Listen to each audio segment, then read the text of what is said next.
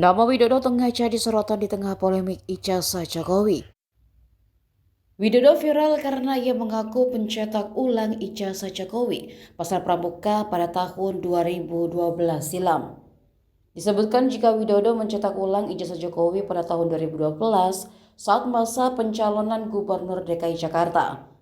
Pencetakan ulang ijazah itu disebut dilakukan diam-diam oleh tim relawan Jokowi yang bernama David, Anggit, dan Widodo. Tuduhan tersebut bahkan diurai Bitor saat diwawancarai televisi Ainis TV beberapa waktu lalu. Kala itu persiapan pencalonan Jokowi di Pilpres 2014.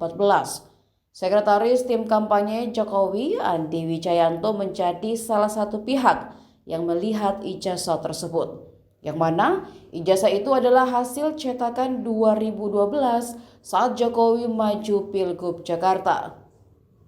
Mengejutkan lagi, Bitor mengungkap dokumen tersebut dibuat di Pasar Pramuka Jakarta oleh tim inti Jokowi yang dibawa langsung dari Solo.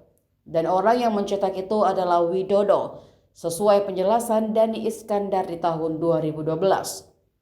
Bitor pun memaparkan alasannya kenapa mempercayai hal itu. Ia meyakini ucapan dari Bambang Tri jika Jokowi tidak punya ijazah. Lalu informasi dari Rektor UGM Sofyan Effendi, tidak pernah ada nama Jokowi di Fakultas Kehutanan UGM.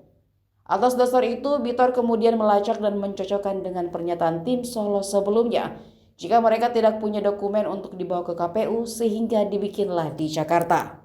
Download Tribun X sekarang, menghadirkan lokal menjadi Indonesia.